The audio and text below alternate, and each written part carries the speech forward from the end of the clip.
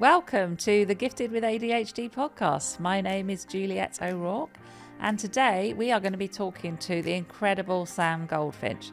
Sam is a fellow coach and colleague, and we not only share a neurodiverse brain, as in ADHD, we also coach from the same understanding and philosophy. We're going to be doing a deep dive into some really meaty topics today, such as addiction, ADHD, mental health, and how our human experience actually works. I think if you've ever struggled with any of these things, you're going to find today really valuable. So hope you enjoy this. Thank you for listening.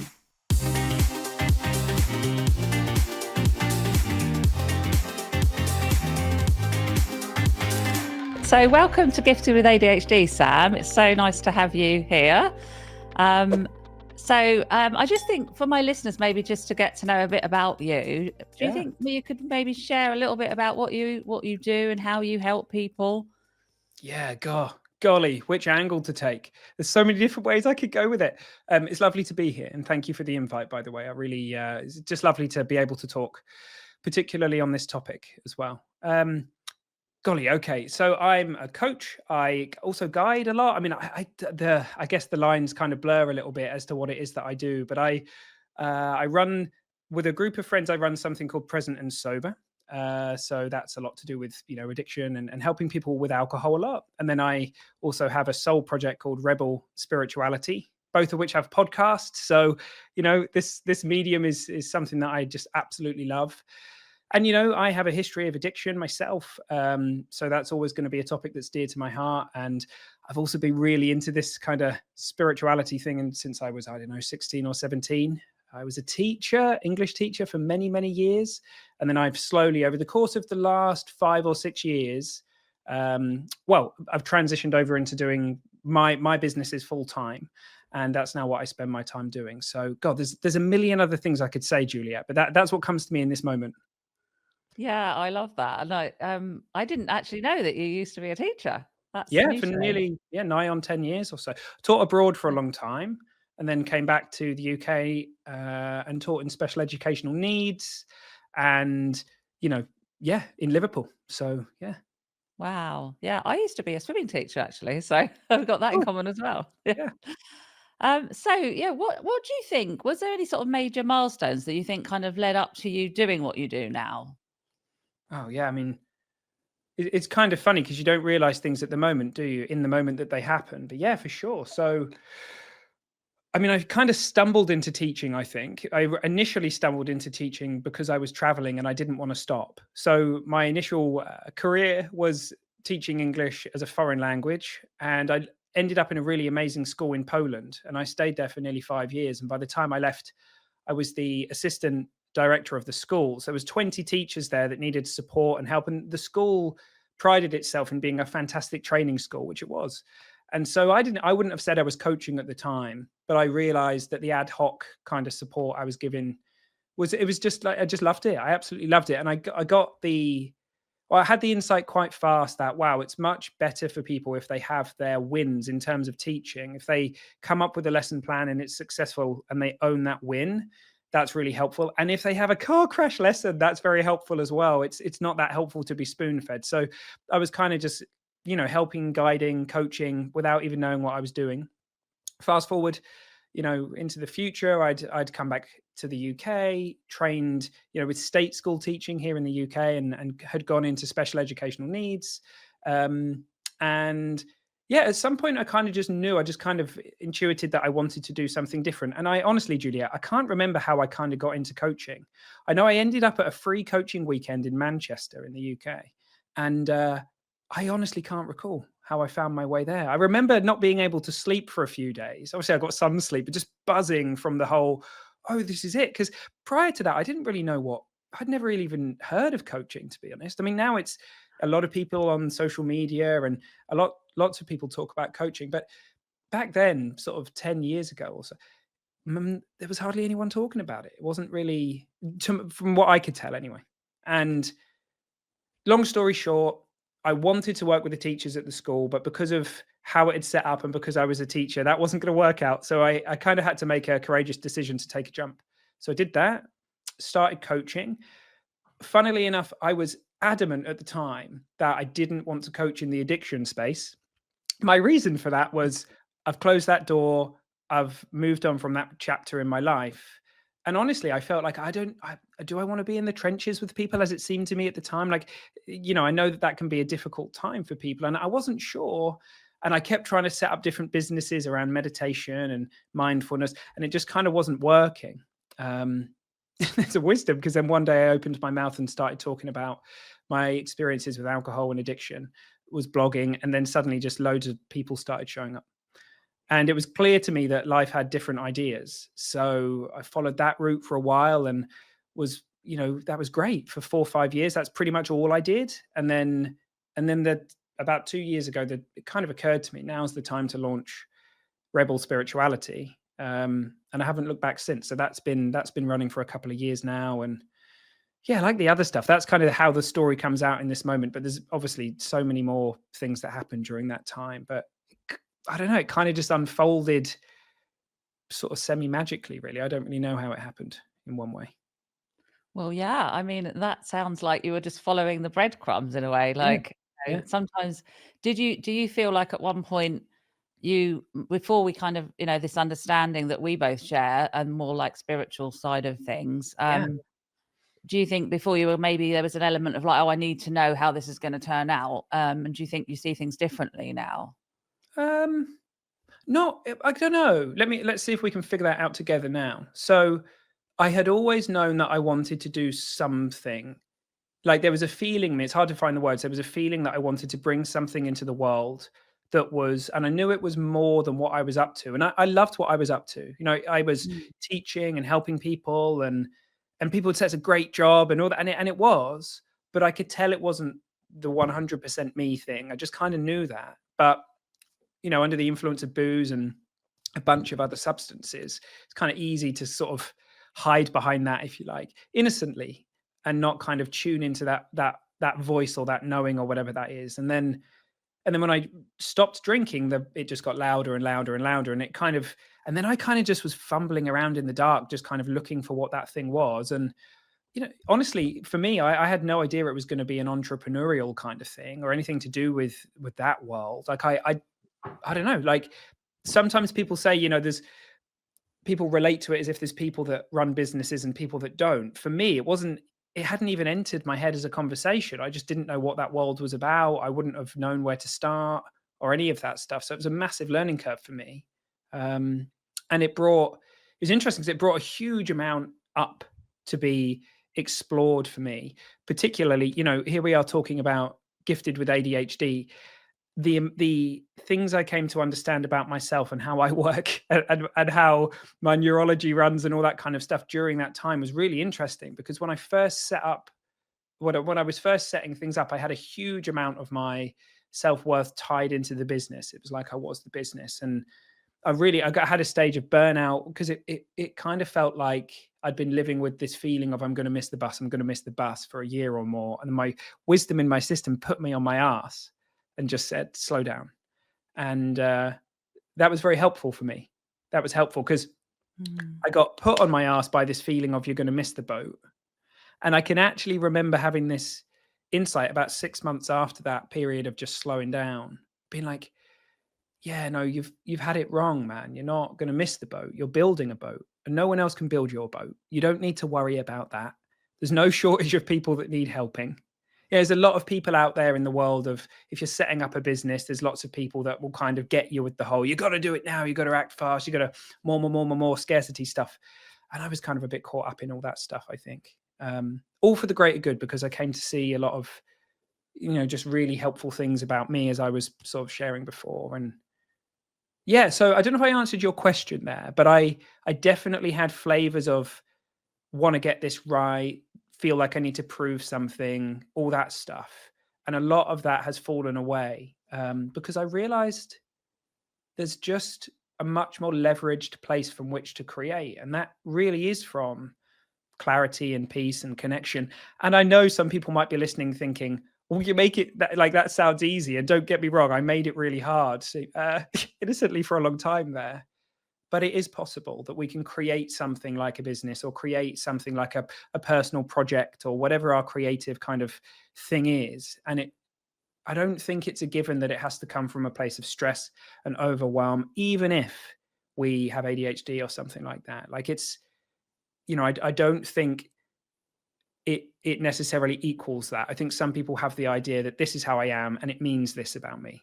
And I would just kind of politely challenge that, because I've seen that shift in my life. Yeah. I totally agree, and that's exactly how I feel about like being having ADHD, and that whole journey of like feeling like there is like a lot of external circumstances, like creating a business and Yeah. the like sense of urgency sometimes that comes with that. But actually, I see that all completely different as well. And it's yeah. So I was wondering, actually, as we've kind of got onto that topic, how do you see? Because some of my listeners, they don't really necessarily know about what we call like the three principles or the Oh, yeah. more spiritual understanding or non-duality. So do you think you could maybe, I know it's quite a big question, but how would you kind of describe that kind of understanding to some of my listeners that may never have heard of this? Yeah. Well, let's see how we go. I've been really touched by both of those models, if we call them models. So you talked about the three principles and non-duality, and we certainly won't have time to dive deep into both of those, but they're metaphors. It looks to me like they're both pointing to the same truth, which is ultimately you are connected to the wisdom that runs through all things. There's an infinite intelligence that you're not separate from. And the mind is very creative in its ability to be able to convince us that we are separate from it. But it's an illusion, it's a trick. And the cool thing about both of those models, as I see it, is they both offer insights into how we work, how our experience is created. And both lenses, I think, are very, very powerful in waking us up to who we really are, what we really are, I sometimes say, because I think sometimes the word who can lead people into thinking about personality and this kind of thing. But what we really are, this infinite creative potential. It's funny, spirituality to me isn't about forms. Some people talk about the forms of spirituality. So in my work, I talk about it's not about whether we burn incense, hang out in yoga classes, do tarot. Because it's for one person, spirituality might be tarot and pagan stuff, and for someone else, spirituality could be kind of held in the Christian tradition, and for someone else, it could be from the East. And I think it depends where you come in the world and cultural and society. For me, spirituality is spiritus, so breath, cosmic breath is the kind of etymology of that word. So it's the thing that unites all of us, the thing that comes before form. So we can try and talk about it, but any words I use are in form, so they're instantly kind of not it. And yet we all have this ability to be able to feel this. Yeah, there's something going on. It's funny, my dad, he's a hardcore scientist. Back when he used to work, he was a chemist. But I remember I was a kid, I must have been 9 or 10 or something, don't know. And I said, "Do you believe in God?" He said, "I don't know about God, but there's something funny about energy." And it really stayed with me, Juliet, because I'm not words are words at the end of the day, whatever the word that we sort of align with or use. But the feeling he was in when he said that, because I knew he knows there's something going on. And to me, it's kind of that, and it's that something isn't separate from us. That something is us, because to me, the principles are a beautiful way of pointing to how we work and who we really are.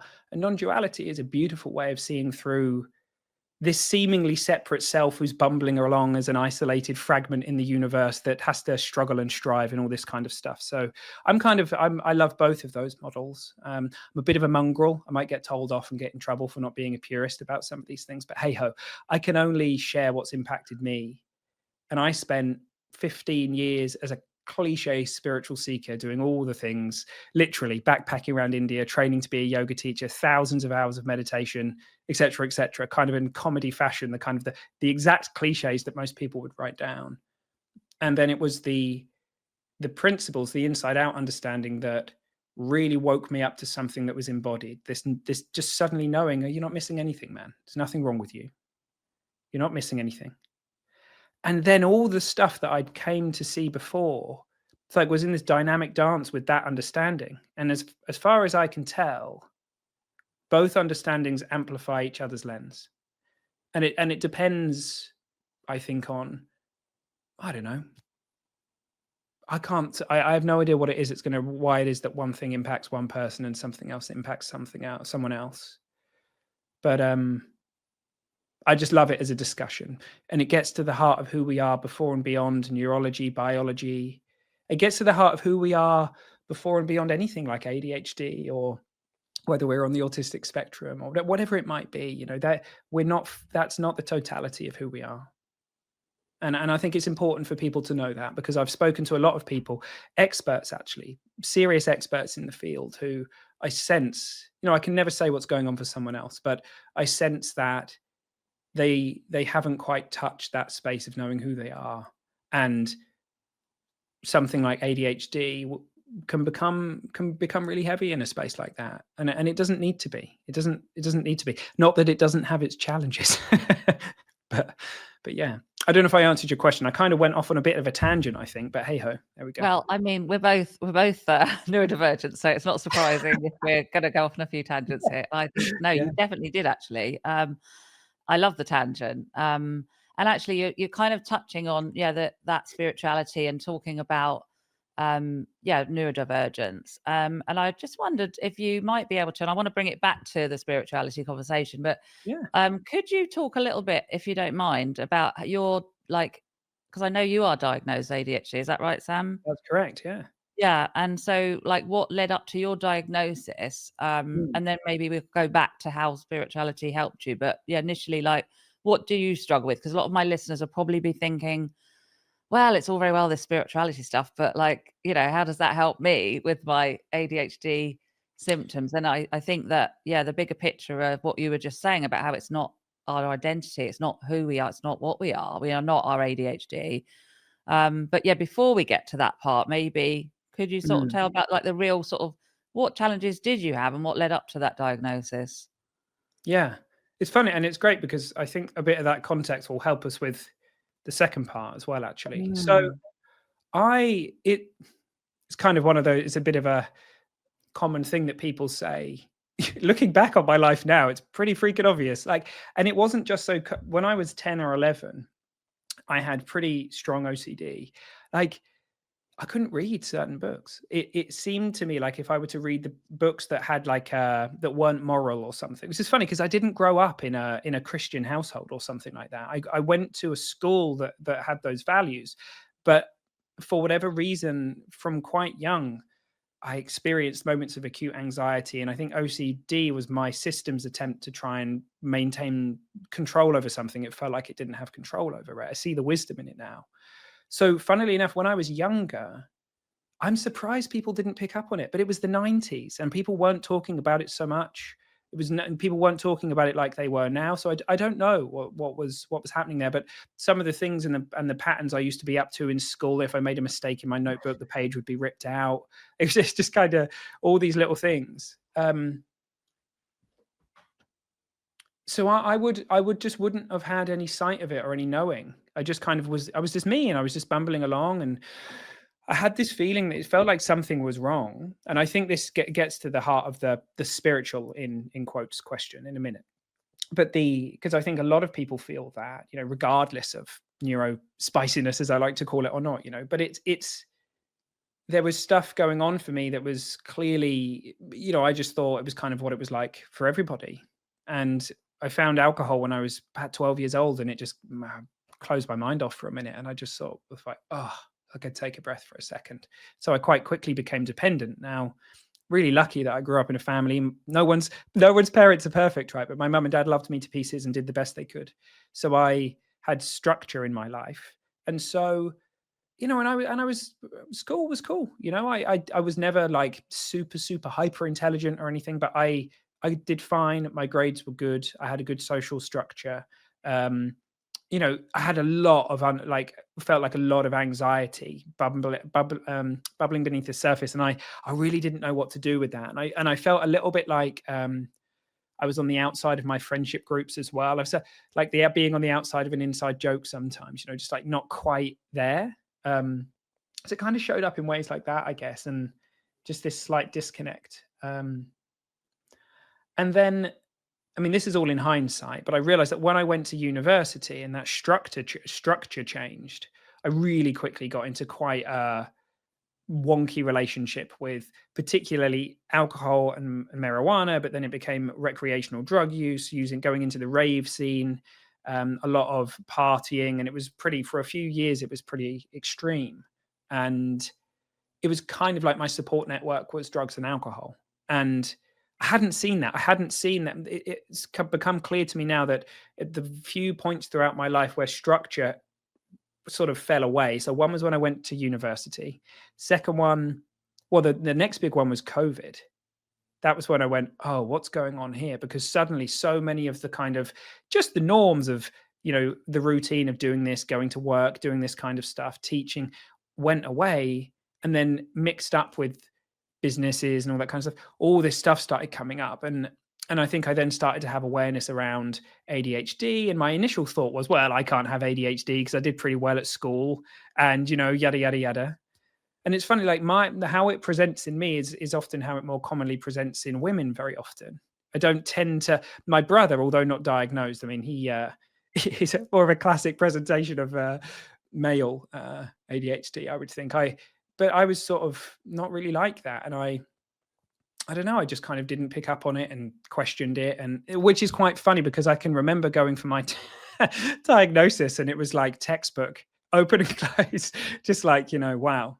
And I remember speaking to the psychiatric nurse, and there was a few occasions where I must have said something like, well, that thing that people do. And she said, yeah, do you know that not everybody does that? And I was like, well, clearly not. And I had my partner with me, and there was a few questions where, she said, and how about this? Do you do this? And I was like, my partner was just like, without a shadow of a doubt, that's basically your default on that stuff. And I was like, is it? So it's funny how self-awareness around this stuff kind of grows. And then it was interesting because at that point, I guess I started to realize and see things. And as I learned more, I started to be like, oh, yeah, that is kind of what I do. That is how it works and all this kind of stuff. And I started to identify with a bunch of stuff that I hadn't I hadn't identified with it in that way before. And it was interestingly, for a little while, there was this kind of, oh, that's fascinating, this relief. I never had a sort of, um, I didn't get particularly in my head about it. It was okay. It was fine. Like either way, like whether it had been a yay or a nay, it just didn't really matter in that way. But suddenly I started noticing things, and I started reading a lot of books and watching documentaries. And it's almost like I started to think that, oh, well, here's a box then, and here's the limits of it. And then that started feeding on itself. And I found that interesting because it kind of amplified some of those things. And then and then at some point I kind of, I guess, woke up a bit and realized, oh, there's no box, right? So even if your brain works in a certain way, even if neurologically you work, your relationship to how things show up is always going to be infinitely more important than something physical. I'll give you an example. So there was a time potentially where, making a cup of tea is comedy in my house. For me, it's like, if I don't make it, every single part of it, it's just a comedy. It's just, Rob will come back. There's a cup of tea on the side. It's cold. Oh yeah. Oh, she'll come back. There's a cup of tea in the microwave. Why is that? I'm like, oh yeah, because I made it, forgot, put it in the microwave, closed the door, forgot it was in the microwave. So I basically just stand there. And there was a time where that would have been potentially ammunition for my mind to be like, what? Oh, I can't even make a freaking cup of tea. All this stuff. And now I just have a good sense of humor about it. It's kind of funny. It's like, okay, whatever. I can't. So my working memory goes like that and all the rest of it. And what I found, Juliet, and I'd be interested to know if this is true for you as well, is as a lot of that has kind of fallen away, interestingly, because I think I'm coming from more of a space of compassion, acceptance, love, and clarity, those things don't get amplified. So you can see how, if you innocently get caught up in a voice in your head that's judging yourself about something like that, you go down a spiral and fills the system with not nice feelings. So to me, it's key. The discussion of, well, is that really who you are, or is that just something that shows up, is important. And I know, as I see, this is just how I see it. Nobody ever experiences, quote, ADHD. They experience what's happening in the moment for them as a human. And we may label that ADHD, or this is true for everything, anxiety or whatever it might be. But prior to the label and the conceptualization in the mind, which we can do all sorts with, we can scare ourselves to death with that stuff. We can make it mean a million things, and it will be the power of thought is infinitely creative, and everyone can use it in different ways. So to see that connection is very, very helpful, I think. And so I'm sure I experience a bunch of things, but they're not as much of a big deal as they used to be. And not to say that I don't have moments where I just need to just sit down and rest and just remember it's all right, man. Like, your system's highly activated right now. It's okay to breathe and take some time for you. There's a balance to this stuff. But yeah. Yeah, I love that, Sam. And I think what I'm hearing is like a lot about really the self-compassion and like acceptance of yourself and acceptance of who you are. And I think that, that, like you said, you'd be interested to know how that happened for me. And it's similar, actually. I was very judgmental. I was diagnosed at 50, and I spent those, I wouldn't say 50 years because I was a baby. As we know, babies don't tend to judge themselves too much. Yeah. But yeah, as I got a bit older, I spent my whole life thinking there was something wrong with me. I was a failure. I couldn't do life like other people that I saw. So actually, there's a lot of talk about like labeling, and that not being, necessarily a good thing. But for me, when I was diagnosed with ADHD at 50, it was massive relief and a massive like affirmation in a way that, oh, you're not actually a failure. There is nothing wrong with you. There you have a neurodiverse brain. You have a neurological like difference in your brain. It's different. It's nothing wrong. It's just different. And I think the way I see the self-acceptance, because this is huge with the people that I coach in my community, what a lot of people feel, and I think this is where the inner critic and that judgment, which we know is really just our overprotective survival brain that's coming in to help us out, but a little bit misguided. It can be so strong with people, especially undiagnosed ADHD adults for most of their life. It is a way almost to survive. Like, oh wow, if I shout at myself loud enough, I will get these things done, and that's how people have learned to operate. But as maybe it worked at some point, but then it kind of really just becomes really so unhelpful after a while, as we know, and it tends to be just the opposite of helpful. And it's just really not helpful. I just said that 3 times, so I won't say that again.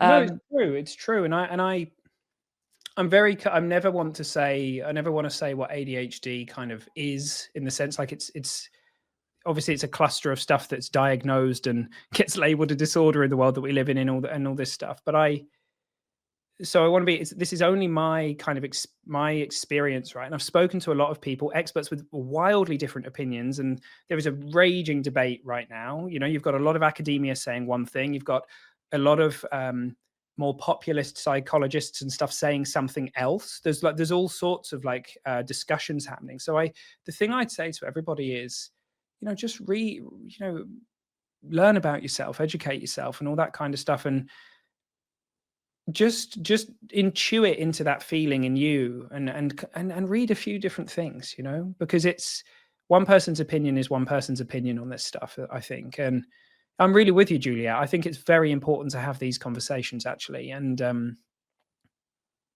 for people to kind of hear. I just sort of short or devoid of the spiritual bit, and I mean that word. I mean that. it's kind of a bit of a challenge, that one, because everything's spiritual, everything's from the same thing. There's nothing that's not. So when we label something spiritual, this discussion around the deeper, I guess the deeper question of who we really are before and beyond our body and neurology and physiology and that stuff, I think central and key. And I feel a real difference when the discussion happens outside of that. Because, I mean, look, just to put it as it seems to me, most people believe that reality is neurological, that they're walking around. But to me, it's our experience is spiritual. Neurology is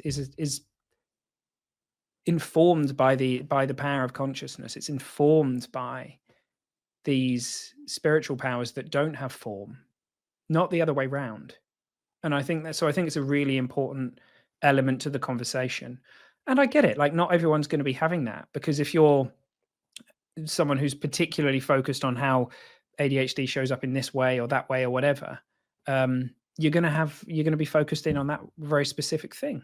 And a lot of academia and things like that, like you become an expert in your very fine slice of something, right? It's to be kind of like a generalist is it's kind of not how it goes. So I think we need all the discussions, basically. Yeah, absolutely agree. Yeah.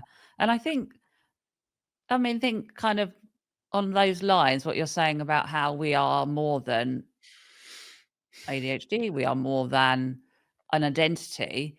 We are not that. And I think how I've come to understand it, that's been really helpful for me, because I think first of all, when I first came across, we are spiritual beings having a human experience, Yeah. and I was like, wow, yeah, that really makes sense. And I really felt that, and I continue to feel that every day. It deepens. Mm. And I think before, when it was that thing. I'm sure you've heard that expression, "Mountain, no mountain, mountain." Yeah. Yeah. Which I really love that, because I think before I was on the mountain, this might help some of my listeners to kind of get this concept, because I do love an analogy. So, Me too. yeah, I was on the mountain, and yeah, I was my biology, I was my brain, I was my mind, my body. That's what I thought I was. And then I found out, oh, actually, there's this, like, we're all part of this higher consciousness, and we are that energy that runs through everything, like you were saying earlier. Um, and then I was a bit like, oh, but then I was kind of seeing my human self as this separate kind of Sure. thing. And I think now, and that was when I was like, no mountain. It's like, oh, well, none of it matters anyway. And like, and I was a bit kind of couldn't relate, like, how my human experience with this, like, suddenly had this, amazing kind of understanding of how things really work. And I think what's now happened, which is incredible, I've kind of brought the two together, and it's like, oh, I'm back on the mountain. So I've been in the no mountain, back on the mountain, but knowing that I am so much more than who I thought I was, or what I thought I was. Yeah, And that's so it can be so liberating, because there's nothing at stake anymore, whether it's talking about ADHD kind of traits, or just like building a business like we talked about earlier, and an urgency around that. There's nothing at stake, because that was yeah. never me anyway. That is this human experience that we're having, but we are so much more than that.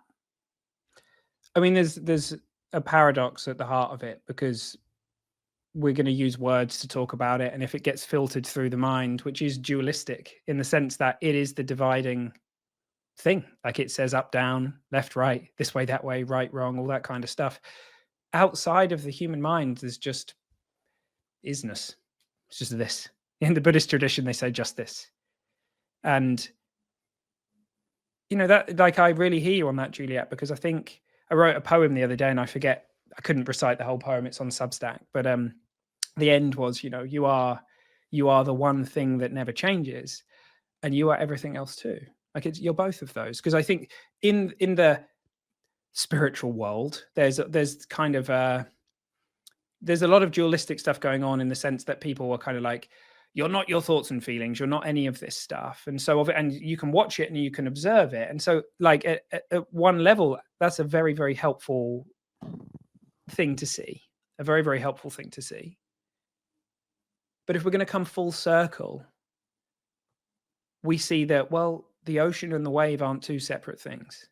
initially it looks like the still, unchanging, constant formlessness is one thing, and the world of form and the constant changing things are another thing, but they are the same thing. So I am this unchanging, formless being, and that unchanging, formless being is also appearing as thoughts and feelings and bodies, and that there is no separation. It's there's this this spiritual kind of platitude that you hear a lot. Nothing is permanent.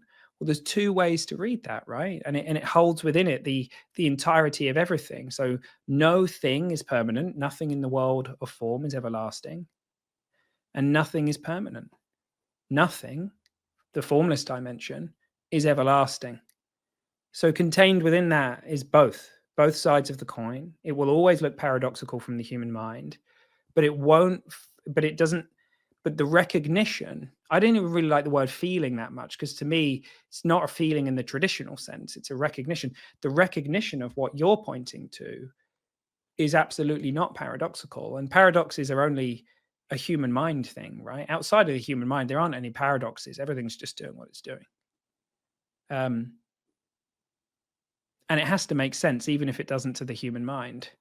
It just doesn't make sense to us to try to figure it out with our kind of intellectual this way, that way thinking. Yeah. So I love that. And we've maybe gone a little bit off piece and taken a leap into the unknown for some of your listeners. I don't know. But yeah, like I think that's powerful. And even if people are listening to what we're saying and they don't really get it at one level, and yet they can hear something at another level, it's maybe something that's worth exploring, right? Yeah, absolutely. I think sometimes it doesn't make sense because, like you said, it doesn't make sense to the human mind. Our mind actually innately cannot understand this because it is, and I don't like the word feeling either. It's more of a sense of a knowing, maybe an awareness Yeah. that we are this like consciousness really that is everything Yeah. and nothing. Which again, that sounds like a paradox, doesn't it? Well, it And is at one level. It is at one level, yeah, but it's not in actuality. absolutely. Yeah. Yeah. So yeah, I think I mean, hopefully they'll hear something, and I do love the analogy of the wave. I just think that one really speaks to me. Like, do you think you could expand on that analogy a little bit more? Because I think like sometimes people would struggle with some of the things we're talking about, but maybe an analogy like that, the ocean, the wave, might be helpful. Yeah. So people, let me think. Yeah. So, it's kind of easy to think of two separate things. Like I say, this still observer, and then all of the things that come and go. And one of the things that can be very helpful for people is one of the things that happened to me when I was in my teenage years reading The Power Now was this, oh, this massive insight. Wow, I can't be my thoughts, can I? Because I can watch them, and here I am before, during, and afterwards. So they can't be the absolute truth of me. Powerful insight. Put me on the path and turned me into a seeker for Yeah. the next 15 years or so. Oh, I was the same. I was at Power Yeah. of Now. That was the book, and I I've think it's a book that, continued to read that book along my journey. And sometimes when I've been having some trouble with external experiences, and I always see something different in it, and if it deepens the book from the first time I read it, which was probably about 20 years ago. yeah. And I've read it probably about 6 months ago, and I still found it like, but you see different things that I didn't see before. So yeah, Well, so sorry to interrupt you, but I was like, no, oh, no. like No. I love that book too. Yeah, that was my first sort of spiritual book, I would say. I kind of had I basically had a Power of Now addiction, and that wasn't just the Power of Now, but this is the thing, was like, to me, I felt like it was coming from the book. I thought if I could learn the book, then that would, then I'd have the Oh my experience goodness, is that that an everyone would ADHD thing, Sam? Sorry, I've interrupted have. you again. That's definitely an May ADHD thing. maybe, I don't know. Yeah. I can't speak, but I think it's a seeking thing. It's Mm. so maybe it's amplified potentially. But I think I've got the symbol, the pause symbol from the Power Now tattooed on my arm. Because I was just so enthralled by it, and I was convinced, and it had touched me. It made a difference. It gave me a real sense of hope, because I did have this wake up call where suddenly, oh my God, I'm not all that stuff in my head. And it was profoundly helpful to see that. interestingly, I did have this idea of, well, here I am then, and there's the other stuff that's not me. And so the reason why I like the analogy or the metaphor even of the ocean and the wave is that it collapses that idea that they're separate. So they appear separate, right? It looks like there's the formless and the form. And many people in the understanding that we love to share will talk about it in that way, but there is no separation. There's only one thing, and the wave is appearing. The ocean is appearing as wave, but it's still ocean. And so many of one of the things I love about non-dual recognitions and inquiries is that it asks the question, this wave of like this feeling of Sam that's here, this feeling of me, is it actually a solid object? Like if you go looking for it, can you actually truly find a Sam here? You can find a Samness here. And so the wave is there, but the wave is actually not, it's constantly being created and ebbing and flowing, and it is ocean. And so I think that's very helpful for people to come to see, because if you realize that there isn't a separate me here, it changes things, because you don't have to protect a bunch of things that you thought you needed to. There's no longer, so the root of psychological suffering, as far as I can tell, is the idea that there is a separate me here to whom anxiety is happening to, for example. So I'll give you an example. I was sharing this the other day on a call. I started climbing again. I used to do a lot of bouldering, the local climbing hangar here where I live.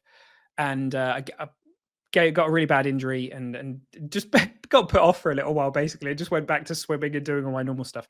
And then about, 18 months afterwards, I thought I'll go back. And on the first day I went back, I came off the wall and I managed to do, and I, clattered my head into the side of the wall and did my knee in, and I hit the cushion, hit the deck. And it was funny because the initial experience, although I'll use the words to describe it now, was just whatever I would later label pain was just appearing in the system, right? But no suffering. But then my mind, the first thing my mind said was, oh man, you've done it again, right? Then the next thing my mind said was, well, you're never going to be able to climb. And it started doing all of its stuff. And it's like my mind took receipt of it, something that was just an experience. It took receipt of something, started resisting against it. And then I was fully in suffering.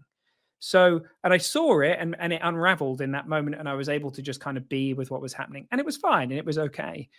But so I think it's powerful to see that we're the wave, because it disentangles a lot of the things that we've been fighting with. And for many people, that may have been for decades. And it's kind of a bit. It's probably a bit trippy. Some people might be listening to this and thinking, "I don't get this. This is a bit trippy. What on earth is he on about?" But yeah, that's kind of a little bit more of the around that metaphor. I think there's one other thing I wanted to maybe share on it. Yeah, it's not coming to me now. But yeah, feel free to add anything, Juliet, if there's anything that you've seen.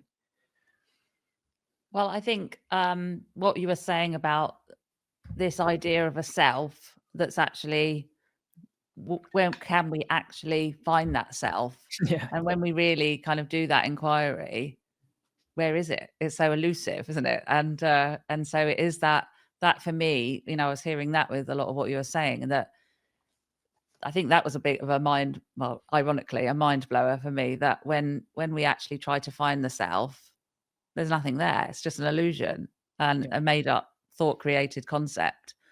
And so, yeah, that was, so freeing to feel like, well, if there's no self, then I don't have to protect this made up illusion. That's it, right? It's like, and it is just so liberating. And I feel that back to the mountain, no mountain, we've got waves, we've got mountains going on here.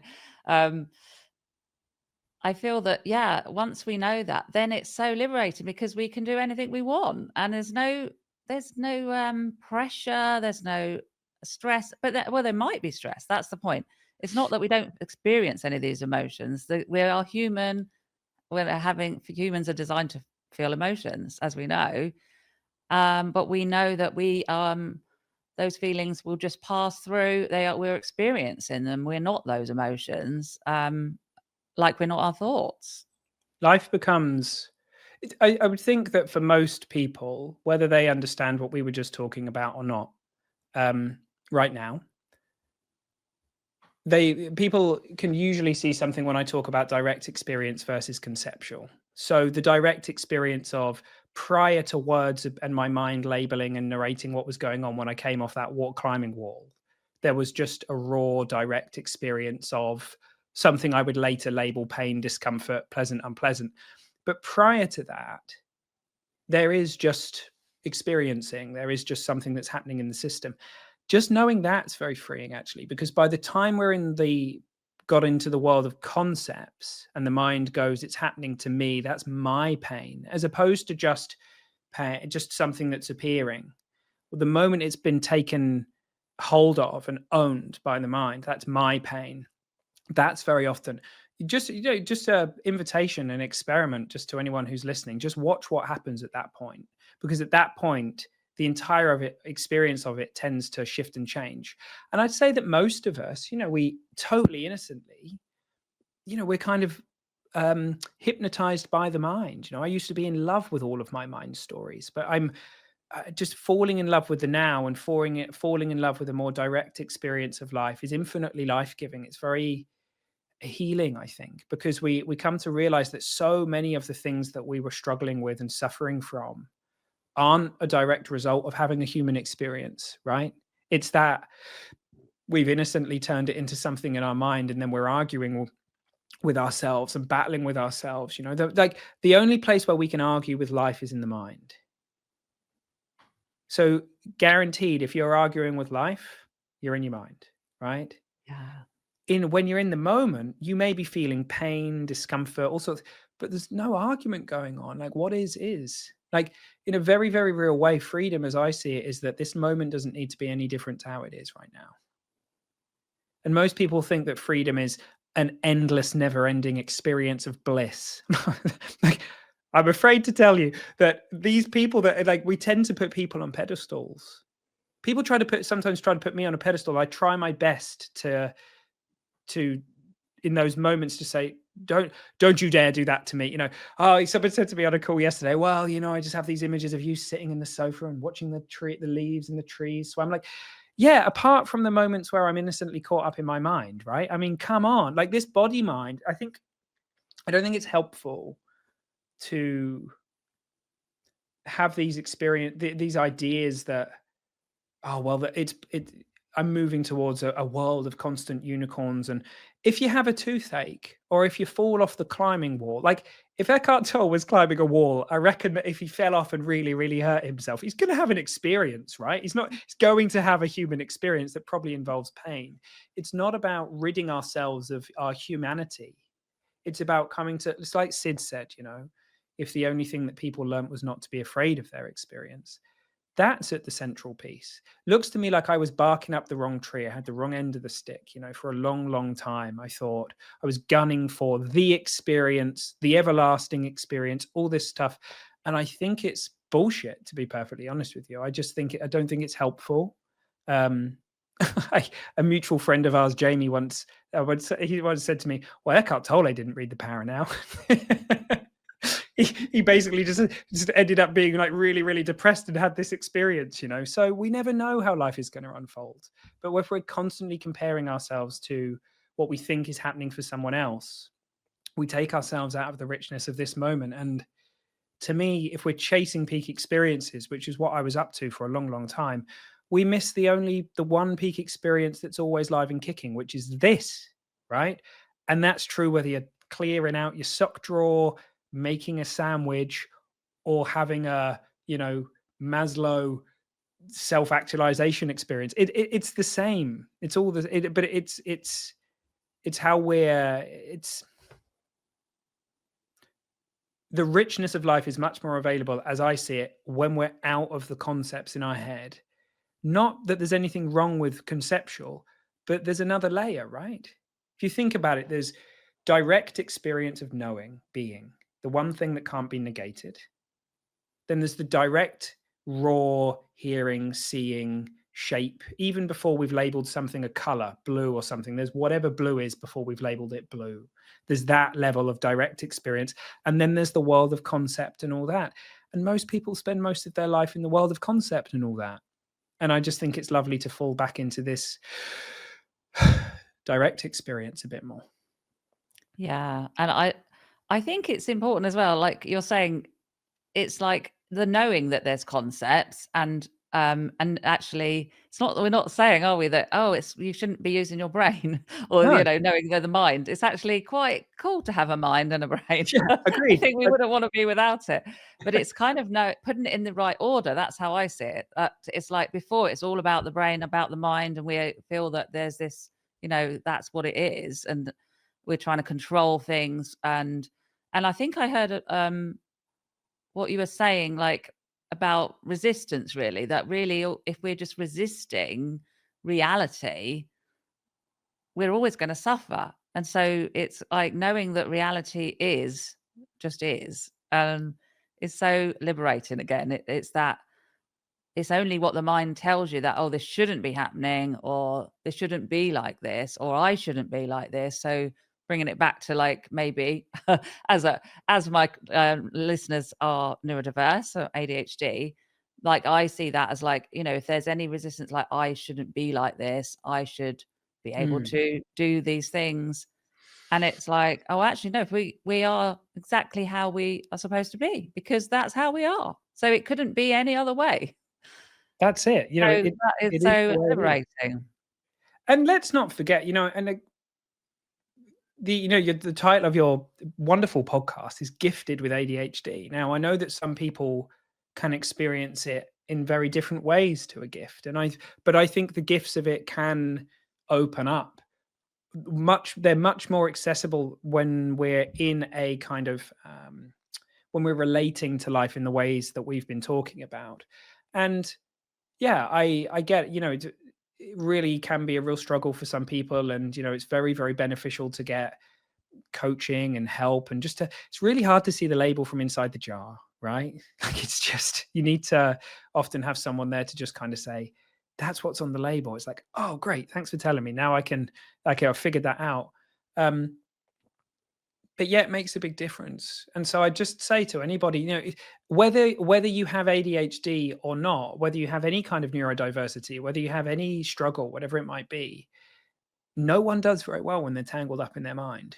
Like, if you're arguing with yourself in your head, you may be the most, quote, neurotypical person in the world, but you ain't going to be doing as well as if you're clear, right? That's just true for everybody, ADHD or not. And so, interestingly, I think a lot of the things that may make someone's a neurodiverse brain rev up in a certain way, they're the same things that can rev anybody up a lot of the time, but it's just the ability for that the revving, like, has it got another, there's a whole bunch in there that's extra on top potentially, but Can I yeah, just like to interject there, Sam? That's, I have a feeling, because I kind of know my audience can be a little bit like questioning, let's say, which is great. yeah. They might be saying, "Yeah, it's all very well, Sam. Like, can you, like, yeah, to have a clear mind? I can't stop my noisy brain. That is what it's like for me." What would you say to them? I my my we I would say explore how you work, and I don't just mean how your brain works. I mean, explore the understanding that we've been talking about, because although it's true that we can't necessarily control what we think, like, thoughts pop in all the time. There's this paradox, right? Because you'll hear, that we can't. So on the one hand, we can't control those things, and the mind gets revved up from time to time, and all of that kind of stuff, and we're going to have an experience. And on the other hand, if we're identified with it, it gets faster and faster and faster. So when you feed something, it gets bigger, and when you don't feed something, it dies.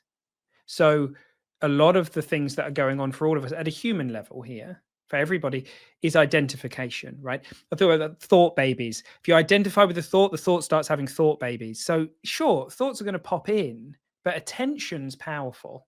And if somebody doesn't realize who they are before and beyond the mind, their attention is, logically, this isn't mad, is it? Attention's going to be on the mind a lot more. So their head's going to be a lot more full of stuff. So if you come to explore this understanding and come to see who you are before, I keep saying before and beyond that, a different way of saying that might be, that Before you're that, able, maybe. yeah, you're able to Before that. watch the mind or whatever it might be, Yeah. then you might be surprised. You might see a slowing. Now, one thing I'd invite everybody to do is a couple of times today, play around with that direct experience thing I said. So you can take a seat in a room, you can look around and just notice that your mind, look at all the things that you recognize, label a few things, microphone, lamp, book, whatever is in there. And then just experience it as if just hang out in the space before words, just look at stuff, just drop all the concepts. Your mind will go, I can't do that. Just do it anyway. Just do it anyway. Hold something and explore it directly. And just hear us, just be at the level of sounds and all that kind of stuff, and just notice what it's like to shift the, how can I put it? The frame of reference that you're in, right? Just play around with that. Play around with that. And, I'm sure you're going to do things like this. And on my podcast, I talk about things like this. And there's loads of resources to be able to play around with this kind of stuff and to explore the 3 principles, the inside out understanding and stuff. That would be honestly, my heartfelt kind of suggestion, Juliet, because, ultimately it's been one of the reasons, I think it's going to be true for you. The reason why we're so passionate about sharing what we do is the fact it's impacted us so much. And I don't think it's well, it works for Juliet and Sam, but it doesn't work for Dave and Lucy. It's not like that. It's a description as to how we all work. Bold statement, right? Like a universal description as to how we all work psychologically. I know that might sound bold, but it's worth an exploration, right? Either I'm a nutter and I've completely gone the wrong way, and you don't ever have, and you can just ignore me and get rid of me forever, or there is probably something to see. So I just say, even with a doubting mind, even with skepticism, go and check it out and explore, see what you see. Yeah. I love that because we're never telling people like this is what you should believe. We're telling you to believe this. It's like see it for yourself. Yeah. When you start to see it and explore it and just be in that conversation, that's when you do start to see things. But we're never going to just say, oh yeah, like believe what I'm saying, because that is never a helpful, No, never helpful, especially ADHDers. They don't want to be told what to do ever. So I've noticed. yeah. Yeah. Yeah. Yeah. Well, Sam, we're coming up to the end. It's been absolutely amazing talking to you. I just wondered, I know you've got a lot of, you're doing a lot because we're trying to pin you down. We only had this sort of date, didn't we? And then you're off doing loads of stuff. So would you like to tell some of my listeners maybe about what kind of things you have got coming up? And maybe it might be things that they might be interested in if you've got any spaces left. And Yeah, we can always sure. link it in the show notes as well. Awesome. So I'm not sure when this will be going out into the world, but basically, so Sam, I've kept it easy, samgoldfinch.com. If you go there, that's the one-stop shop for everything. There's a couple of things in there that will take you basically to the stuff that I do. The first thing I'd say, if you like listening to podcasts, I'd love for you to come and give mine a listen. You can fire me as soon as you like. You don't have to stay around. But if you find him interesting, I have 2. So I have one with a couple of friends called Present and Sober. So if you're interested in alcohol or drinking less, that kind of thing, new, very, very kind of like modern approach, informed by the understanding me and Juliet are talking about, check out the Present and Sober podcast. And the Rebel Spirituality podcast, which is usually 10 minutes a week from me, just solo casting, just beaming out into the world.